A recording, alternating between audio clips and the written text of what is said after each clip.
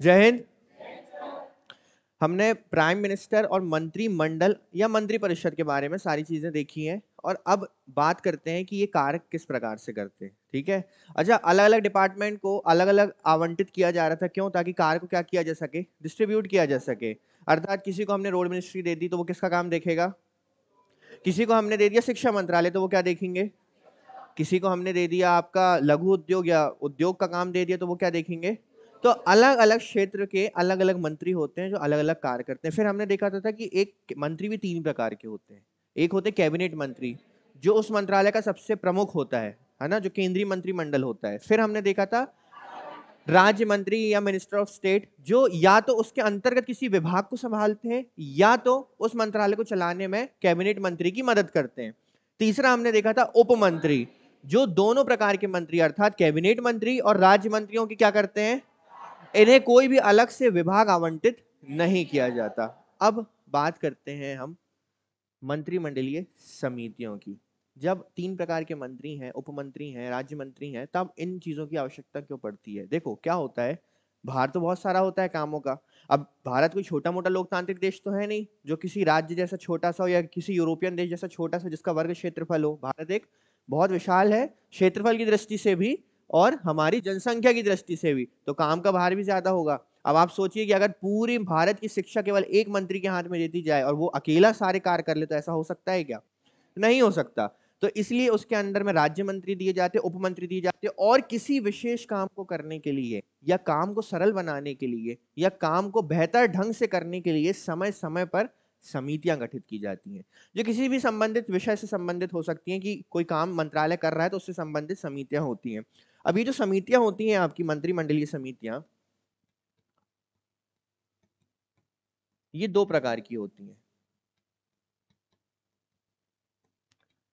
एक होती है आपकी स्थायी समिति, स्थायी मतलब कि ये समिति कभी भी भंग नहीं होगी, और दूसरी आपकी होती है अस्थायी या एडहॉक समिति। और ये जो एडहॉक समिति होती है आपकी, ये कार्य होने के बाद क्या हो जाती है, कार्य होने के बाद ये समिति समाप्त कर दी जाती है, भंग कर दी जाती है। परंतु कुछ समितियां ऐसी होती हैं जो परमानेंटली वर्क करती ही रहती हैं।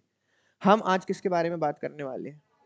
क्योंकि अस्थायी समितियों के बारे में बात करने से सेंस इसलिए नहीं बनता क्योंकि ये समय समय पर बनती है और समय समय पर ये किसी विशेष कार्य के लिए गठित की जाती है। ठीक है, यदि मान के चलिए कि हमें कुछ कार्य करना है या हमें कुछ फंक्शन या ऑर्गेनाइज करना है यहाँ पर, तो मैं कुछ लोगों का ग्रुप बना के एक समिति बना दूंगा, सारा ऑर्गेनाइजेशन उनको दे दूंगा करने के लिए। अब जैसे ही वो फंक्शन कंप्लीट हो जाएगा या वो कार्य पूर्ण हो जाएगा, ऑटोमेटिकली वो बॉडी क्या हो जाएगी कि करती रहेगी हमेशा काम। तो ये हो गया आपके अस्थायी। हमें बात करनी है किस पे? स्थायी समिति पे। तो फिर सवाल आते हैं कि ठीक है, कैबिनेट मंत्री जो थे इनकी नियुक्ति राष्ट्रपति करते थे, परंतु किसकी सिफारिश पर करते थे? प्रधानमंत्री। तो संसदीय समितियों की गठन कौन करता है? ये संसदीय समितियों का गठन यदि किया जाता है तो इसके अध्यक्ष कौन होते हैं या इनका कार्य कैसे किया जाता है? ये वर्ग किस प्रकार से करती हैं? क्या ये संवैधानिक है या नहीं है? ये कॉन्स्टिट्यूशनल है या नॉन कॉन्स्टिट्यूशनल है? तो ये चीजें समझना बहुत जरूरी है। ठीक है। जैसे मैंने आपको बताया कि केंद्रीय मंत्रिपरिषद की बात आपके संविधान में की गई है, परंतु कैबिनेट शब्द आपके संविधान में कहीं नहीं था, है ना। कैबिनेट शब्द आपके संविधान में, कैबिनेट किससे मिलकर बनता है आपका? प्रधानमंत्री और कैबिनेट मिनिस्टर्स जो होते हैं आपके यहाँ, मंत्रिमंडल होता है, उन्हें मिलाकर कैबिनेट बनता है। परंतु कैबिनेट कैसे बनेगा या कैबिनेट क्या कहलाएगा, ये संविधान में कहीं नहीं लिखा था, है ना। पर इसका मतलब ये नहीं कि गैर संवैधानिक हो जाता है। गैर संवैधानिक वो चीज होती है जो संविधान के विरुद्ध होती है। क्या ये संविधान के विरुद्ध है? नहीं है। आप इन शब्दों को समझना, एक होता है गैर संवैधानिक, एक होता है संविधानेतर। ठीक है, तो इन चीजों को मैं आज आपको बताऊंगा। तो गैर संवैधानिक वो होता है जो संविधान के विरुद्ध होता है। तो क्या हमारा कैबिनेट संविधान के विरुद्ध काम करता है? नहीं करता है, तो ये गैर संवैधानिक तो नहीं है। परंतु इसका उल्लेख भी संविधान में नहीं था। इसका उल्लेख तो आपको आर्टिकल नंबर 368 में देखने मिला, वो भी कौन से संविधान संशोधन के बाद? 44वें 44th कॉन्स्टिट्यूशनल अमेंडमेंट 1978 के बाद आपको देखने मिलता है कि हाँ, एक शब्द जोड़ा गया, कैबिनेट। ठीक है, यह पहली बार एक शब्द का उपयोग किया गया, कौन सा? कैबिनेट। तो हम आज बात करेंगे समितियों की। ठीक है, कोई बहुत मुश्किल टॉपिक नहीं, एकदम सरल है। छोटे छोटे काम है जो समितियों को दिए जाते हैं, उन्हें उस क्षेत्र में काम संभालने पड़ते हैं।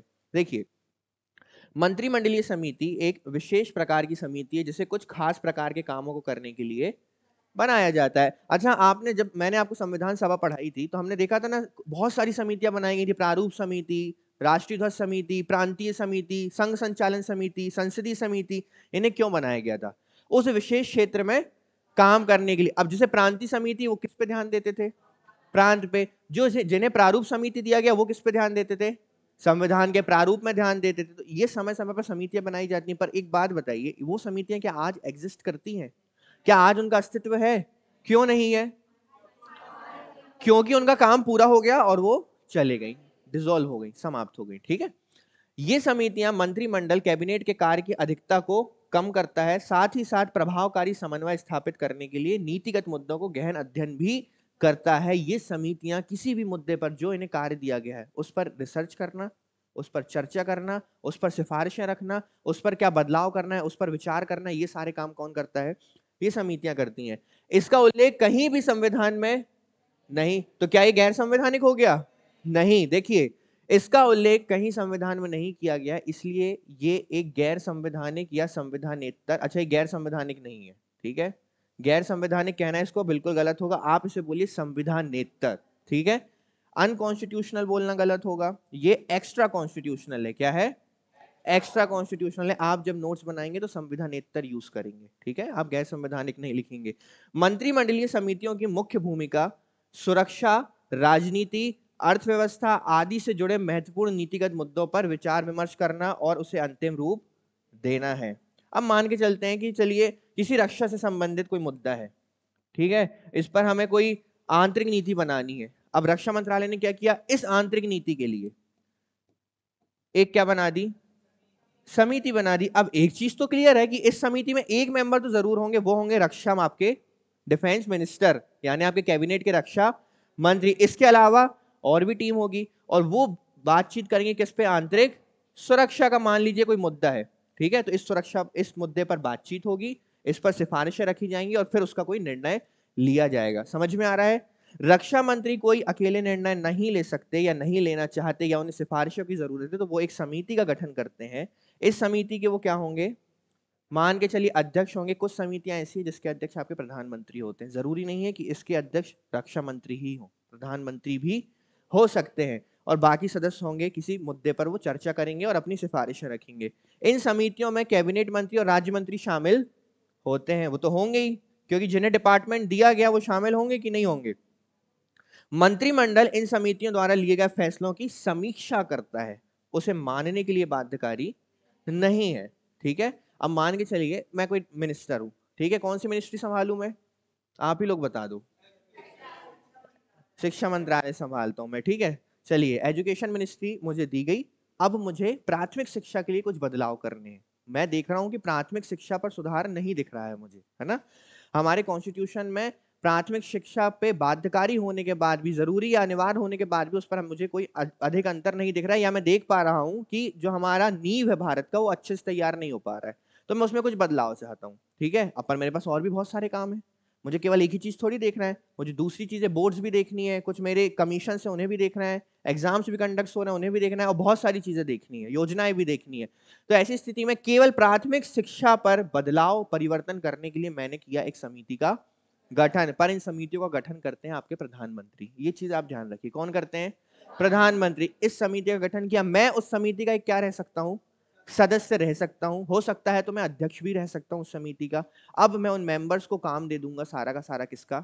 कि आप प्राथमिक शिक्षा पर कार्य करिए और मुझे रिपोर्ट सौंपिए या समीक्षा कीजिए और मुझे सिफारिशें बताइए कि क्या क्या मैं उस पर कर सकता हूं। अब मैं उस पर रहूंगा। एक टीम बन गई है, राज्य मंत्री भी हो सकते हैं, उप मंत्री भी हो सकते हैं, वो सभी उस पर रिसर्च करेंगे, फिर मुझे मेरे सामने फिर क्या रखेंगे? सिफारिशें रखेंगे, है ना? और वो समिति का काम केवल यही रहेगा कि क्या किया जा सकता है जिससे प्राथमिक शिक्षा में सुधार किया जा सके। इसलिए समितियां बनाई जाती हैं। अब मैं अकेले अपने कैबिनेट बैठ के टेंशन में तो नहीं बैठ सकता, मैं क्या कर लूं, मैं क्या कर लूं, ऐसे तो कुछ नहीं हो पाएगा क्योंकि बहुत सारा काम है मेरे ऊपर, है ना? इसके बाद समीक्षा की जा सकती किसके द्वारा? मंत्रिमंडल के द्वारा, जो समिति आपको सिफारिशें देंगी। मंत्रिमंडलीय समितियों की विशेषताएं क्या होती हैं? प्रधानमंत्री कैबिनेट के चयनित सदस्यों के साथ विभिन्न मंत्रिमंडलीय समितियों का क्या करते हैं? गठन करते हैं। अच्छा, अब मैं आपसे जिन समितियों की बात करूंगा ना, ये होंगी आपकी स्थायी समितियां, क्योंकि इसमें इन्वॉल्वमेंट किसका है? जैसे मैंने अभी आपको एग्जाम्पल दिया था कि प्राथमिक शिक्षा, तो ये स्थायी समिति नहीं हो सकती, ये क्या होगी? क्योंकि जैसे ही जिस मुद्दे पर मैंने समिति बनाई है वो मुद्दा सॉल्व हो गया, वो प्रॉब्लम सॉल्व हो गई, वो समिति क्या हो जाएगी, अपने आप भंग हो जाएगी। तो वो कभी भी स्थायी समिति नहीं हो सकती। हम बात करेंगे अब स्थायी समितियों की, और स्थायी समितियों का गठन कौन करेगा? प्रधानमंत्री करेंगे। कौन करेगा? प्रधानमंत्री। और इन समितियों को विशिष्ट कार्य प्रदान किए जाते हैं। प्रधानमंत्री विभिन्न समितियों की संख्या कम या ज्यादा भी कम कर सकते हैं। अब सदस्य कितने होंगे ये भी कौन डिसाइड कर सकते हैं? प्रधानमंत्री। और उन्हें सौंपे गए कार्यों को संशोधित अर्थात अमेंडमेंट भी कर सकते हैं। प्रधानमंत्री द्वारा कोई काम किया गया, उसमें किसी भी प्रकार का काम दिया गया है, उसमें किसी भी प्रकार का यदि बदलाव करना है तो प्रधानमंत्री उस काम में बदलाव कर सकते हैं। इसके अलावा यदि प्रधानमंत्री ऐसी किसी भी समिति के सदस्य होते हैं तो एक चीज याद रखिए, यदि प्रधानमंत्री किसी समिति के सदस्य हैं तो वो सदस्य के रूप में नहीं, उसके मुखिया या अध्यक्ष के रूप में उस पर कार्यरत रहेंगे। ठीक है? यदि किसी भी समिति के सदस्य प्रधानमंत्री हैं, देखो या तो प्रधानमंत्री सदस्य नहीं होंगे, और यदि प्रधानमंत्री की एंट्री उसमें हो गई तो प्रधानमंत्री उपाध्यक्ष बन सकते हैं क्या? सदस्य बनेंगे क्या? प्रधानमंत्री क्या बनेंगे? अध्यक्ष ही बनेंगे। समिति में 3 से लेकर 8 सदस्य होते हैं। आमतौर पर केवल कैबिनेट मंत्री ही इन समितियों के सदस्य होते हैं, लेकिन कभी कभी गैर कैबिनेट मंत्री भी इनके सदस्य हो सकते हैं। यह समिति का विशेष आमंत्रित सदस्य भी इसका सदस्य हो सकता है। इसमें आमंत्रित से मतलब है आपके कौशल प्राप्त लोग या अनुभवी लोग, जो उस क्षेत्र में अनुभव रखते हैं, उन्हें भी आमंत्रित किया जा सकता है। क्योंकि जरूरी तो नहीं कि सारा ज्ञान मंत्रियों के पास ही हो, कुछ ज्ञान बाहर प्रोफेसर्स भी लेके रखे हैं जिन्होंने स्टडी की है। हम अब इन स्थायी समितियों के बारे में बात करेंगे। अब मैं आपको बता दूं, ये समितियां पहले 10 हुआ करती थी यूपीए की सरकार में। आज सरकार है एनडीए की, आज के समय में केवल और केवल कितनी समितियां हैं? 8। तो जो गया उससे हमें मतलब नहीं, जो आएगा वो हमें पता नहीं, जो वर्तमान में है हमें उससे मतलब है। तो अभी कितनी समितियां हैं? 8 समितियां हैं। आपको रटने नहीं है इनके नाम। ये जो टॉपिक है केवल एक अवेयरनेस वाला टॉपिक है कि आपको पता होना चाहिए। आपने संसदीय समितियां सुनी होंगी, लोक लेखा समिति, प्राक्कलन समिति, अभी मैंने पढ़ाया नहीं है आपको, वो समितियां तो आपने सुनी है, पर आपको यह भी पता होना चाहिए कि इन सब के अलावा मंत्रिमंडलीय समितियां भी होती हैं। ठीक है? तो कितनी होती हैं? कुछ तो आप नाम से समझ जाएंगे कि अच्छा इनके नाम पे ये कि किस क्षेत्र में काम करते हैं। देखते हैं। मंत्रिमंडलीय की नियुक्ति समिति, अर्थात ये क्या काम करती होगी? नियुक्ति से संबंधित काम करती होगी। आवास संबंधी मंत्रिमंडलीय समिति, आपके मंत्रियों को आवास का आवंटन भी करने का काम करने के लिए क्या बनाई गई है? आवासीय समिति। आर्थिक मामलों की समिति, जो देश के आर्थिक मामले देखती है। संसदीय मामलों की समिति। राजनीतिक, अच्छा ये देखिए, राजनीतिक मामले बहुत इंपॉर्टेंट है, आर्थिक मामले बहुत इंपॉर्टेंट है, इन्हीं से तो हमारा देश चलता है। तो इस पर तो अच्छा व्यक्ति बैठना बहुत जरूरी है। ठीक है? इन सदस्यों के रूप में केंद्रीय मंत्रिमंडल की सुरक्षा संबंधी समिति। निवेश और विकास, कहां निवेश करना है, किस प्रकार से आपका विकास मॉडल होना चाहिए, रोजगार और कौशल विकास पर मंत्रिमंडलीय समिति। अब इन चीजों को हम आगे डिटेल में पढ़ेंगे कि है ना ये एक्चुअल में बोलती क्या है। क्या हो गया श्रेयांश, हंसी आ रही बहुत? कोई मंत्री बन गए क्या मन में तुम? फिर कुछ नहीं। 8 मंत्रिमंडलीय समितियां। देखिए, आवास संबंधी मंत्रिमंडलीय समिति, ध्यान से सुनना, कौन सी? आवास संबंधी मंत्रिमंडलीय समिति। और संसदीय मामलों की मंत्रिमंडलीय समिति को छोड़कर सभी समितियों का नेतृत्व कौन करते हैं? 2 समितियां छोड़ दीजिए, एक आवास और दूसरा संसदीय मामले। एक आवास से संबंधित मामले और दूसरा संसदीय मामलों को छोड़कर बचे कितने? 6। तो जो 6 संसदीय समितियां हैं, सॉरी मंत्रिमंडलीय समितियां हैं, इनका नेतृत्व कौन करते हैं? आपके प्रधानमंत्री। देखिए, दूसरे शब्दों में उनका संविधान में उल्लेख नहीं है, हालांकि रूल ऑफ बिजनेस, ये इंपॉर्टेंट है, रूल ऑफ बिजनेस उनकी स्थापना का प्रावधान करते हैं। अब रूल ऑफ बिजनेस क्या है? देखिए, भारत की जो कार्यपालिका है उसकी एक नियमावली है जिसे बोला गया कार आवंटन नियमावली, कि किसे क्या कार्य दिए जाएंगे 1961 के तहत। इसके भीतर क्या है? आपकी रूल ऑफ बिजनेस के तहत ये बॉडी काम करती है। केवल समझना है इसको, रटने वाली कोई चीज नहीं है। देखिए, ये नियम संविधान के अनुच्छेद 77 कुछ सुना सा लग रहा है। क्या भारत सरकार के कामकाज से संबंधित था ना? 77 से प्रेरित है, जिसमें कहा गया है कि राष्ट्रपति भारत सरकार के कार्यों को अधिक सुविधाजनक और उक्त कार्यों को मंत्रियों के बीच आवंटन के लिए नियम बनाएंगे। आवंटन के लिए नियम बनाएंगे। तो शायद आपका डाउट कुछ क्लियर हुआ हो। ठीक है, आवंटन से संबंधित क्या बनाएंगे? नियम बनाएंगे। प्रधानमंत्री मंत्रिमंडल की स्थायी समितियों का गठन करते हैं। किसकी? स्थायी समितियां, क्योंकि अस्थायी समितियां कोई भी मिनिस्टर्स अपने डिपार्टमेंट से संबंधित समय समय पर कर सकते हैं और उन्हें सौंपे गए विशिष्ट कार्यों को निर्धारित करते हैं। वह समितियों की संख्या को बढ़ा या घटा सकते हैं। समितियों के अलावा विभिन्न मुद्दों विषयों को देखने के लिए मंत्रियों के कई समूह बनाए जाते हैं। अब आप एक चीज समझना, देखो कुछ ऐसे मुद्दे होते हैं जिनके लिए ग्रुप ऑफ मिनिस्टर्स बनाए जाते हैं, जिसे बोला जाता है GOMs, ग्रुप ऑफ मिनिस्टर्स, मंत्रियों के समूह। व्हाट्सएप ग्रुप बना दिया जाता है, कोई मुद्दा है तो उसमें मिनिस्टर्स का क्या बन जाता है? अरे नहीं, व्हाट्सएप ग्रुप नहीं बनता भाई। देखो, विभिन्न संवैधानिक मुद्दों और संवैधानिक नहीं सॉरी विभिन्न मुद्दों और विषयों को जो समितियों से हटकर हैं, इन्हें चलाने के लिए या इन पर विचार विमर्श करने के लिए मंत्रियों का एक ग्रुप बनाया जाता है, जिसे बोला जाता है ग्रुप ऑफ मिनिस्टर्स। कोई बहुत भारी काम नहीं है, आपको समझा देता हूं मैं। ग्रुप ऑफ मिनिस्टर्स होता क्या है? ये कुछ आकस्मिक मुद्दे, ठीक है, कई बार हो जाती है ना परिस्थितियां, जैसे आपने सुना होगा पुलवामा अटैक हो गया, ठीक है, जैसे आपने देश पे कोई अटैक हो गया या आकस्मिक संकट आ गया या आर्थिक संकट आ गया, तो सडन एक ग्रुप ऑफ मिनिस्टर्स बनाया जाता है और उनकी क्या की जाती है? मीटिंग की जाती है ना। समितियां क्या करती हैं? समितियों के लिए एक टाइम लिमिट रहती है, पर उनके पास समय रहता है। वो कोई आकस्मिक काम नहीं करते हैं कि जल्दी से कुछ डिसीजन लेना है ना। समितियां कोई जल्दी से डिसीजन लेने के लिए नहीं बनाई जाती हैं। समितियां अपना काम करती हैं, रिसर्च करती हैं, फिर उस पर सिफारिशें देती हैं, फिर उस पर कार्य किए जाते हैं, नीतियां बनाई जाती हैं, है ना। पर ग्रुप ऑफ मिनिस्टर्स जो होते हैं आपके, ये आकस्मिक मुद्दों और महत्वपूर्ण समस्याओं पर मंत्रिमंडल को सिफारिश देने का काम करते हैं। इसके अलावा इसमें कुछ गवर्नमेंट ऑफ मिनिस्टर्स को मंत्रिमंडल की ओर से निर्णय लेने का भी अधिकार होता है। अब देखो, ये जो निर्णय लेने का अधिकार होगा, आप सीधी सी बात है कैबिनेट मिनिस्टर्स को ही होगा, क्योंकि वो सबसे ऊंचे मिनिस्टर्स हैं। जबकि जो अन्य होते हैं वो केवल क्या देते हैं? इन ग्रुप ऑफ मिनिस्टर्स में कुछ ऐसे होते हैं जो निर्णय ले सकते हैं और कुछ ऐसे होते हैं जो केवल और केवल सिफारिशें दे सकते हैं। ये विभिन्न मंत्रालयों के बीच समन्वय और प्रभावी साधन बनते हैं। संबंधित मंत्रालयों का नेतृत्व करने वाले मंत्री इसमें शामिल होते हैं। संबंधित मंत्रालय मतलब हो सकता है अगर इसमें शिक्षा मंत्री भी शामिल हो सकता है इसमें वित्त मंत्री भी शामिल हो सकता है इसमें रक्षा मंत्री भी शामिल हो। इसके अलावा इनका उद्देश्य पूर्ति के पश्चात इन्हें क्या कर दिया जाता है? क्योंकि ये किसी आकस्मिक मुद्दे या फिर महत्वपूर्ण समस्या से संबंधित बनाए जा रहे हैं, तो ये जो मुद्दा है जैसे ही समाप्त हो जाएगा, ये क्या हो जाएंगे? भंग हो जाएंगे। ये समिति समिति या फिर समूह क्या हो जाएगा? भंग हो जाएगा। Group of ministers. तो एक चीज बताइए मुझे कि मंत्रिमंडलीय समिति और ग्रुप ऑफ मिनिस्टर्स में अंतर क्या है? बताइए,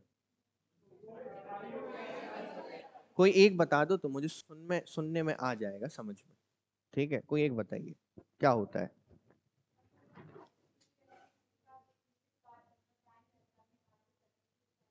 हम्म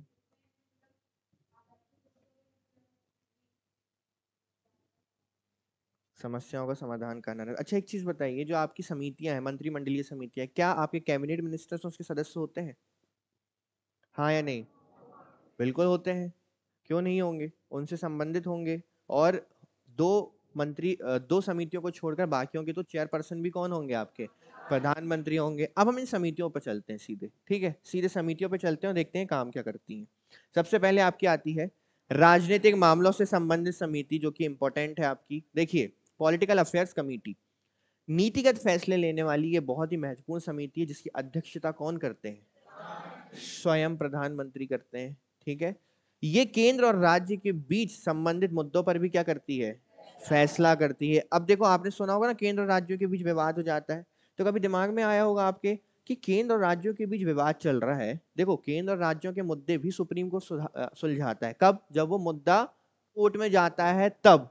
परंतु अगर कोर्ट में मुद्दा नहीं पहुंचा है और केंद्र और राज्यों के बीच विवाद चल रहा है, तो वो बीच की बॉडी कौन है जो उस चीज को समझेगी, जो उस चीज पर विचार करेगी, जो संसद या केंद्रीय मंत्रिमंडल को सिफारिश देगी और बोलेगी कि इस प्रकार से आप ये चीज कीजिए, तो शायद ये विवाद सुलझ सकता है। कभी सोचा है कि वो बीच में कौन बैठा होता है जो इन चीजों पर विचार करता है और चीजों को ठीक करने का प्रयास करता है? कौन होता है वो आपकी मंत्रिमंडलीय समितियां होती हैं, जो बनाई जाती हैं स्पेशली किसी मुद्दे पर विचार करने के लिए और कार्य करने के लिए। वैसे ये एक स्थायी समिति है, केंद्रीय राज्य मुद्दे पर स्थायी समिति नहीं, राजनीतिक मामलों पर। अब राजनीतिक मामले सारे के सारे होते हैं, आंतरिक मामले और बाहरी मामले सभी होते हैं। जैसे कि इसमें एक एग्जांपल है केंद्र और राज्य से संबंधित मुद्दे, इसके अलावा विदेशी मामलों से संबंधित नीतिगत मुद्दे, फिर निर्णय लेती है, और सीधे तौर पर आंतरिक और बाहरी सुरक्षा से जुड़े मामले क्या होते हैं, डायरेक्ट नहीं होते। समझना आप लोग, यहां कंफ्यूज मत हो। इसके अलावा विदेशी मामलों से संबंधित उन नीतिगत मुद्दों पर निर्णय लेती है। विदेशी मामले मतलब क्या होते हैं, बाहरी। अब इसमें क्यों बोला गया है कि समितियां डायरेक्ट इन्वॉल्व नहीं हो सकती हैं, इन्होंने ये बोला है कि आंतरिक और बाहरी सुरक्षा।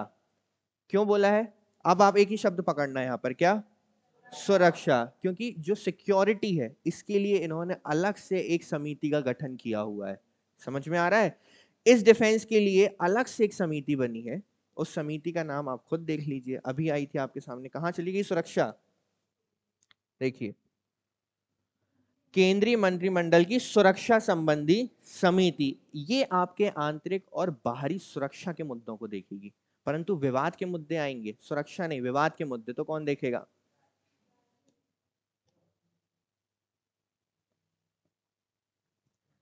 आंतरिक या बाहरी सुरक्षा से जुड़े मुद्दे ये नहीं देखती है, परंतु विदेशी मामलों से संबंधित मुद्दे, केंद्र और राज्यों से संबंधित मुद्दे ये समिति देखती है, उसकी देखरेख करती है।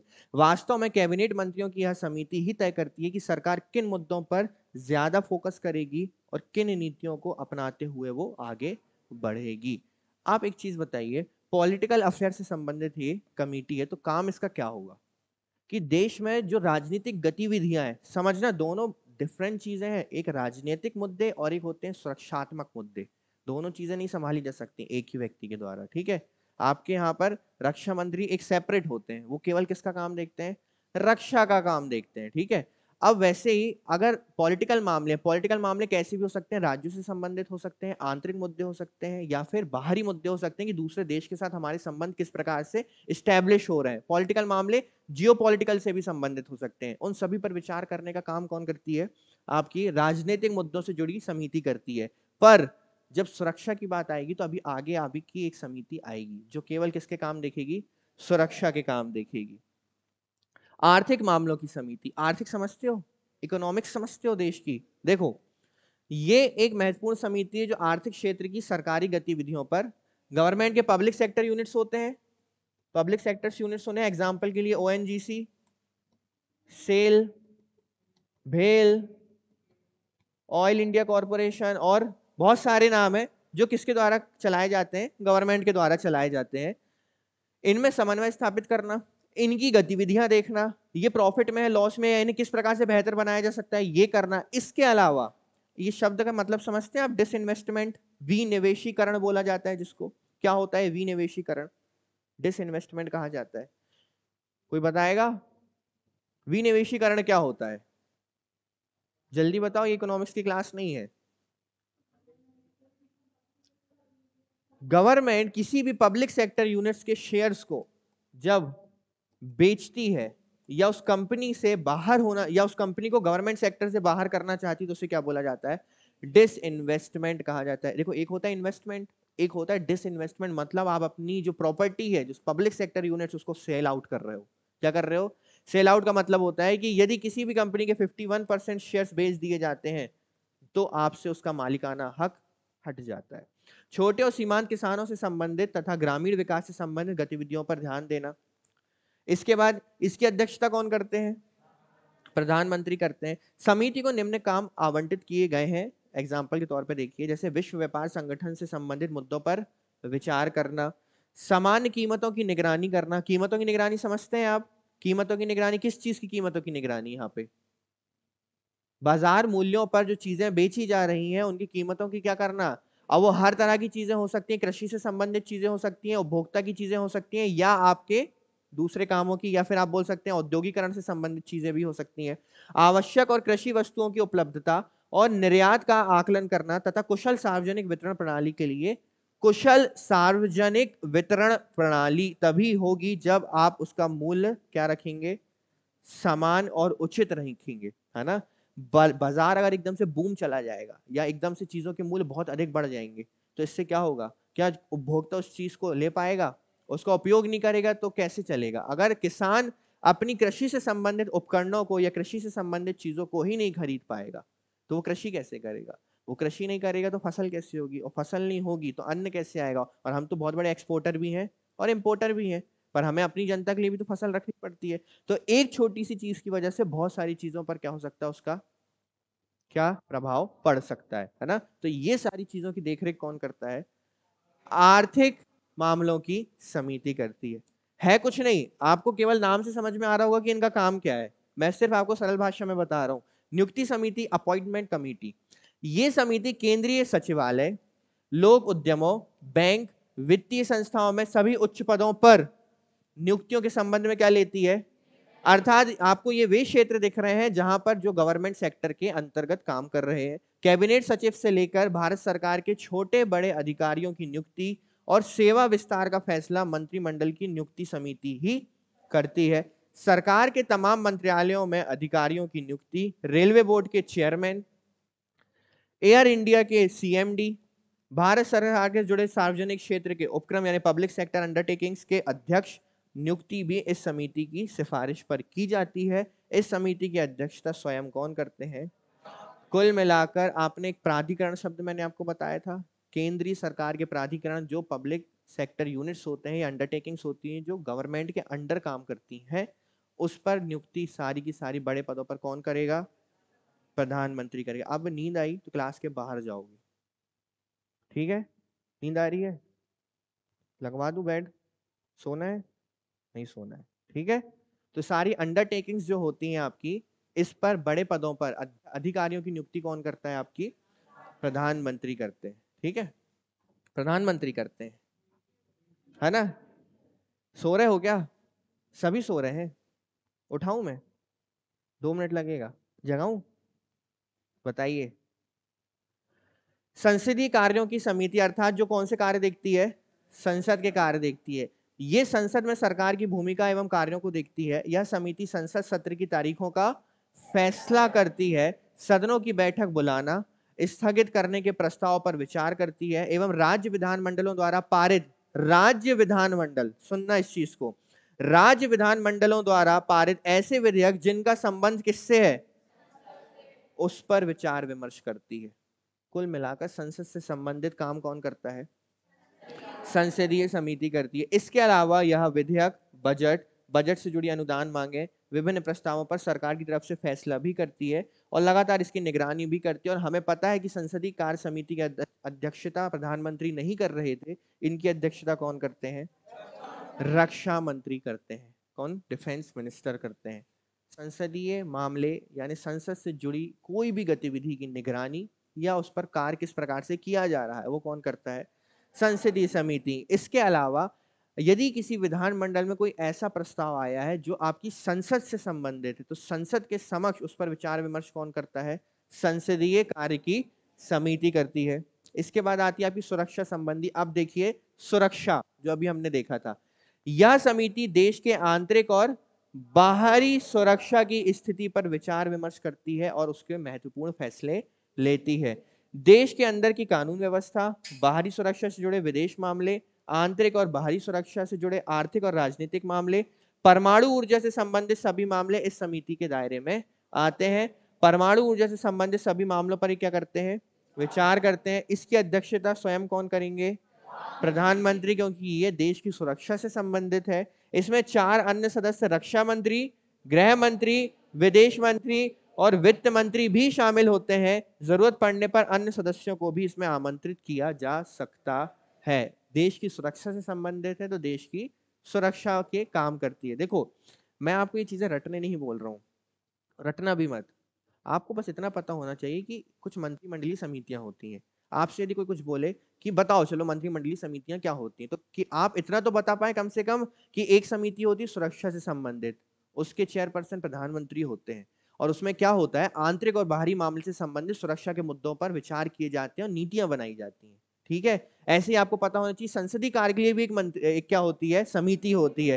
तो एटलीस्ट इतना बस ज्ञान रखो, ये फॉर्मल आपको इतना तो चीजें पता होनी चाहिए औपचारिक रूप पर। क्लियर है, रटो मत इन चीजों को। मैं थोड़ी कह रहा हूँ ये पॉइंट अगर 4 है तो आपको चारों के 4 पता होना चाहिए, इनके बारे में आपको पता होना चाहिए, है ना। अब देखो जैसे कि अगर मैं आपसे बोलूं सुकरात को जानते हैं आप, चाणक्य को जानते हैं आप, चाणक्य के बारे में पता है ना, एक अर्थशास्त्री थे, उन्होंने पुस्तक लिखी, बहुत अच्छी नीतियां बनाते थे। इतना पता है, मैं आपसे बोल रहा हूँ कि चाणक्य पैदा कब हुए, चाणक्य की मृत्यु कब हुई, चाणक्य बड़े कैसे हुए, चाणक्य ने शिक्षा कहाँ प्राप्त की, चाणक्य चंद्रगुप्त से कब मिले, किस वर्ष मिले, इतना डिटेल में जाने कह रहा हूँ। पर इतना तो पता है ना चाणक्य थे कौन। वैसे ही आपको इतनी चीजें पता होनी चाहिए कि हाँ संसदीय समितियां होती क्या है। इतना ये प्रीलिम्स में कभी नहीं पूछा जाएगा आपसे, ठीक है। पर पता होना चाहिए कि संसदीय समितियां होती क्या है, सॉरी संसदीय नहीं, मंत्रिमंडलीय समितियां होती क्या है। मंत्रिमंडलीय समितियां आपने एक बार सुन लिया, आपने समझ लिया, आपकी ड्यूटी पूरी हो गई। क्लियर है। अगर ये टॉपिक मैं नहीं भी पढ़ाता तो चल जाता, बट मेरा मानना ये है कि हर चीज आपको पता होनी चाहिए। अगर आप इंडियन पॉलिटी पढ़ रहे हो तो इंडियन पॉलिटी से संबंधित कोई भी फैक्ट नहीं छूटना चाहिए, ठीक है। क्योंकि इसके बाद हो जाएगा मंत्रिमंडल टॉपिक खत्म, उसके बाद मैं लौट कर उस टॉपिक में कभी नहीं आऊंगा, और मैं लौट कर नहीं आऊंगा तो मैं ये टॉपिक दोबारा कभी नहीं पढ़ाऊंगा।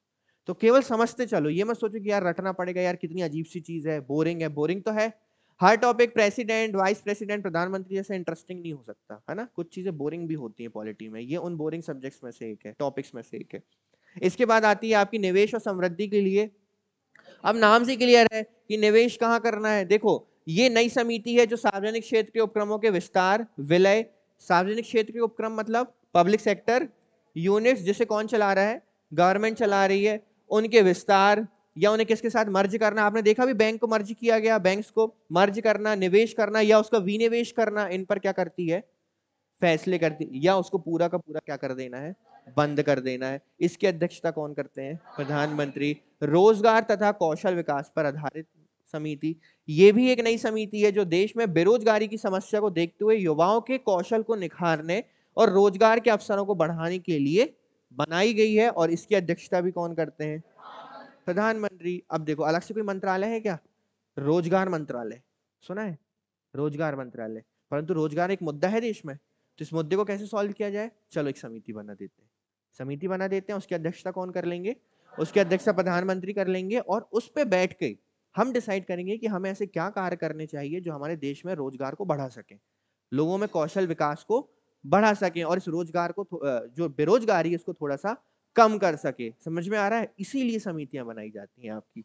पब्लिक सेक्टर यूनिट्स जो आपके होते हैं, ओएनजीसी, सेल, गेल, ये सारी चीजें जो होती हैं, तो इनमें क्या करना है, पैसा और डालना है या पैसा निकाल लेना है, इनको बंद ही कर देना है या इनको विनिवेश कर देना है। देखो विनिवेश का मतलब बंद करना नहीं होता, विनिवेश का मतलब होता है कि आपने मालिकाना हक किसी और को दे दिया, उसके शेयर्स को बेच दिया, परंतु आपके पास अभी भी उसका कुछ हिस्सा है। बंद करने का मतलब टोटली शट डाउन, ठीक है। जैसे कि अगर मैं आपसे बोलूं अभी कोलार गोल्ड फील्ड्स जो आपकी थी जहां से गोल्ड निकाला जाता था कर्नाटका में, वो अभी कंप्लीटली क्या है, शट डाउन है, टोटल लॉस, टोटली बंद है वो, है ना। पर अगर वो चलेगी तो उसको पब्लिक सेक्टर यूनिट चलाते थे, पहले पहले गवर्नमेंट चलाती थी उसको, गवर्नमेंट को उसमें हैवी लॉस लगा तो गवर्नमेंट ने उसको क्या कर दिया, बंद कर दिया। अच्छा उसको बंद करना चाहिए कि चलाना चाहिए, ये कौन सोचेगा, तो ये कौन सोचेगा, निवेश और समृद्धि से संबंधित जो समिति बना जाएगी ये सिफारिश देगी मंत्रिमंडल को, मंत्रिमंडल उस मुद्दे को संसद में रखेंगे, संसद बोलेगी हाँ करना चाहिए या डिसीजन करना चाहिए। अच्छा इस पर कोई वोटिंग वोटिंग नहीं होगी, क्यों नहीं होगी, क्योंकि मंत्रालय जिसके पास है वो उससे संबंधित निर्णय लेने के लिए क्या है, स्वतंत्र है, कंप्लीटली इंडिपेंडेंट है। इसके बाद अंतिम समिति आती है आपकी आवास पर मंत्रिमंडलीय समिति। ये समिति संसद के सदस्यों को आवंटित किए जाने वाले आवासों के बारे में, अब देखो सांसदों को आवास देना है, अभी छोटे मोटे काम प्रधानमंत्री तो करेंगे नहीं, प्रधानमंत्री बड़े काम संभाल रहे हैं, तो ये हमने आवासी वाले को दे दिया जिनका नाम ही गृह मंत्री है। अच्छा होम मिनिस्टर का काम होम देना नहीं है, ये भी आप क्लियर रखो। होम मिनिस्टर क्या देखते हैं, सुरक्षा भी देखते हैं, कंप्लीटली जो पुलिस होती है वो किसके अंडर में आती है, बहुत सारे सुरक्षा से संबंधित मामले होम मिनिस्टर के अंतर्गत भी आते हैं। इसके अलावा इन्हें जो आवाज दी जा रहे हैं उनसे संबंधित नियम शर्तों का निर्धारण ये करते हैं। इसी के आधार पर सांसदों को उनकी वरिष्ठता और विभिन्न कैटेगरी के आधार पर क्या दिया जाता है, आवाज दिया जाता है। अब ज्यादा अच्छा आवाज किसको मिलेगा, एक विधायक सांसद को मिलेगा या कैबिनेट मंत्री को मिलेगा, कैबिनेट मंत्री को मिलेगा। ये किसने बोला, ये नियम किसने बनाया, ये इस समिति ने बनाया। इस समिति ने बनाया कि देखो ये वाला जो घर है, ये वाला जो बंगलो है, ये बंगलो फिक्स है किसके लिए, वित्त मंत्री के लिए। अब जो जो वित्त मंत्री बनेगा वो आके इस बंगले में रहेंगे, है ना। कोई सांसद आके ये नहीं बोलेगा कि हम भी सांसद ही वाला घर हमको चाहिए, है ना। तो आवासीय समिति उनको क्या बोलेगी, ये नियम के विरुद्ध है, फुर्सत में निकलिए, पहली फुर्सत में, ठीक है। तो समिति यहाँ क्या होती समझ में आया, कुछ मत रटना इसमें। और मैं ये भी कह रहा हूँ कि जिस प्रकार से ये पीपीटी है ऐसे नोट्स मत बनाना, केवल वन लाइनर नोट्स बना लेना, 8 समितियों के नाम लिखना और लिखना कि ये समितियों का काम, एक या दो लाइन में वो लिखना जो आप समझ सको, ठीक है। बस आपको इतना पता है ना कि 2 समितियों को छोड़कर